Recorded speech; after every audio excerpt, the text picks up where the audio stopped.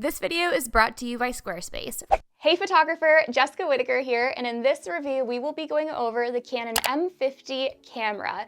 This camera has sparked so much conversation in my Build and Bloom Photography Facebook group over the past few months, and I thought, let's do a little review so I can share my thoughts. I'll cover some of the basic specs, the pros, the cons, the video quality, as well as the image quality. I review the same way that I teach photography here on YouTube, from a practical perspective. I skip the overly technical and get straight to the practical so that you can make an educated decision for yourself if this camera would be a good fit for you, your lifestyle, your business, no matter what level of photography you're at. Before we get into the review, I want to thank our sponsor Squarespace for making this possible.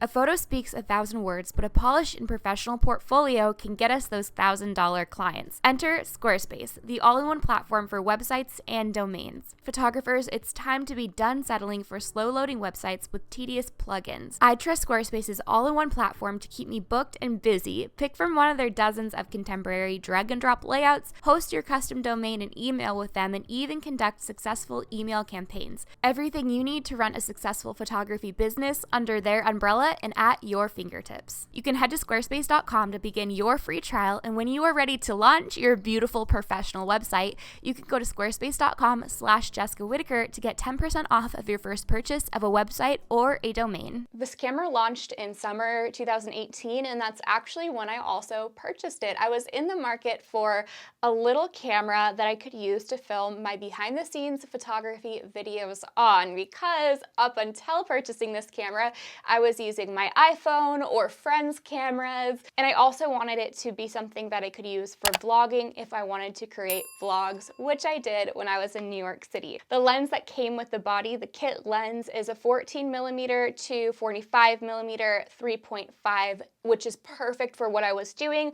which is recording vlogs and behind-the-scenes YouTube footage. There is the option to add an adapter onto this camera, and then you can use other Canon lenses, but I've never done it, so I can only go off of the kit lens, which most people do keep the kit with the M50, especially if you are intending on using this for video. After tax, I paid about $750 for the camera and lens combination, and still to this day, it's about $700 with tax. Now, you can score this camera used, especially just the body, and I will link KEH, which is the only place that I trust to buy used equipment online. Starting off with some of the basic specs. If you want a full list of the specs and you want something specific you're looking into, just check out the listing for the camera that's linked in the description box below. This camera does have 24.1 megapixels. You can shoot in 4K video, which might sound familiar to anyone who's interested in videography, so that was another huge perk.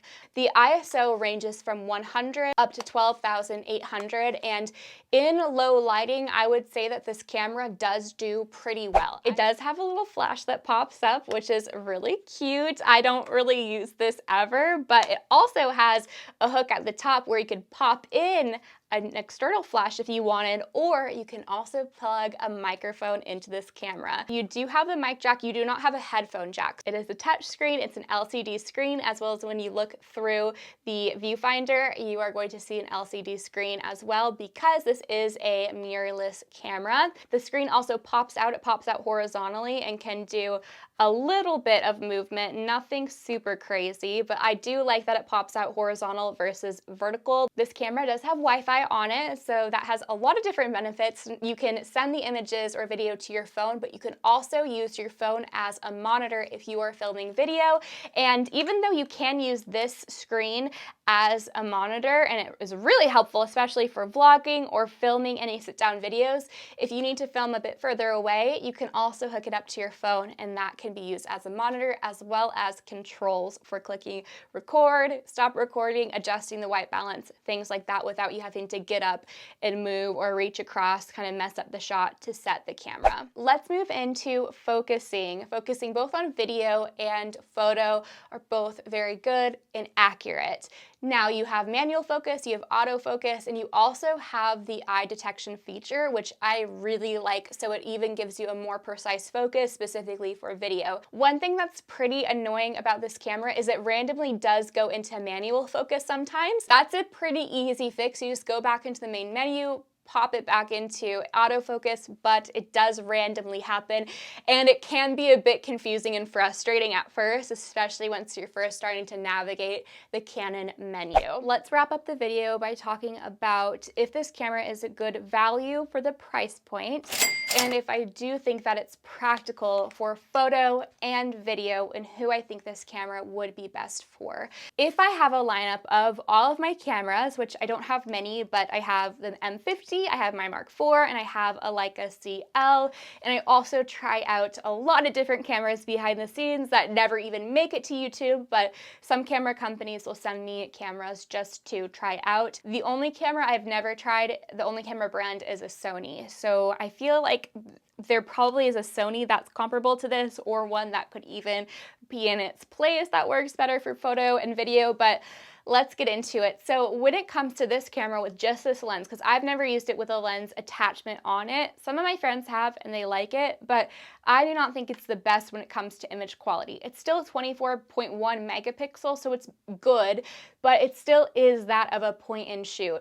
If I have my cameras lined up and I'm trying to pick one camera for holiday, for vacation, I'm wanting it to use for photo, maybe some video, but I'm wanting just overall, I'm not reaching for my M50. I don't think that the photo on this is anything amazing, and I would not suggest this if you are somebody who is starting out in your photography business, or if you are you need to incorporate photography into your business, so maybe taking photos of your product, of your service.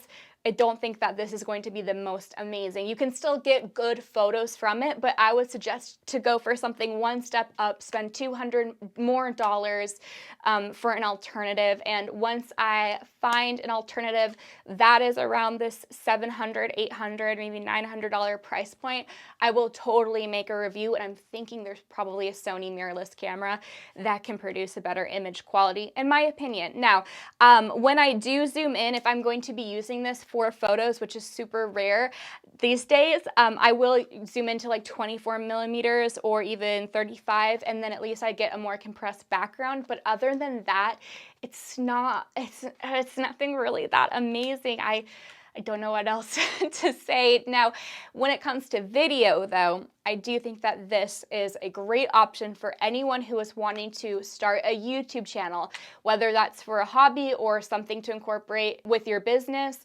If you are wanting to vlog, I think that this is a great camera for sit-down videos as well as for vlogs. It's a great price point, and I think it's a great value. But even then, when it comes to video, you might want to look into the G7X Mark III and see which you might prefer. Do you want something a little bit larger, something that does have the ability to change out the lens if you choose to do so, or would you rather have an even smaller camera?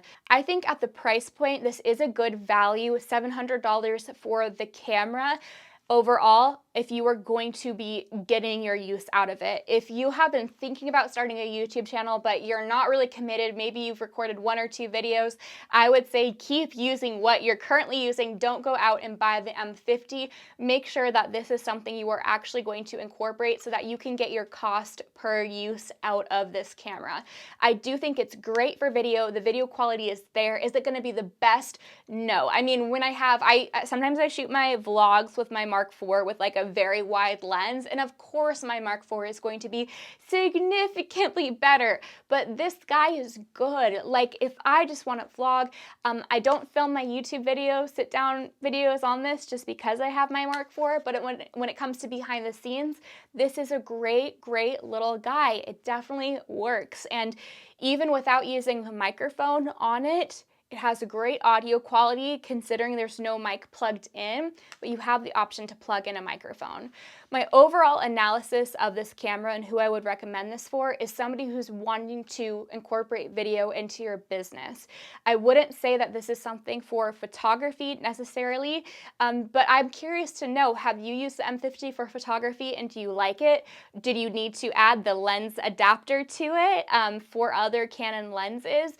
Let me know in the comments down below. Overall, again, good value for the video. It is still $700, which is a chunk of change. So I think that if you were to buy this used for about $600, $500, that is a really good price for the camera. I will have KEH, which is where you can buy one used, linked down below, and they do go in and out of stock, so just add yourself to the wait list if you see that they're out of stock when you're watching this video. If you're curious to see the video quality of the M50, just watch any of my vlogs. I film my vlogs on the M50, and you can just go right on over to my YouTube channel and see the video quality for yourself there. If you want to be the first to know when a new tutorial for your photography business comes out, be sure to hit subscribe, because I am here on YouTube teaching for you for free every single week in the most practical and simple way. You can also find me over on Instagram at Jessica Whitaker for daily tips, tools, and resources to grow your photography business. And if you're looking to find community, be sure to join my Build and Bloom Photography Facebook group. It's a free group to join, and it's a kind, encouraging, and inclusive photography community. You can also listen to my photography business podcast, also called Build and Bloom, on any podcast platform. If you love my free content, you're probably going to love my online photography workshop. It is my 6.5-hour masterclass. I teach you how to start and scale a photography business in your own backyard on your busy schedule. You can find my workshop at jessicawhitaker.co/workshop. I believe in you, and I believe in your business, and I will see you in my next video. Bye.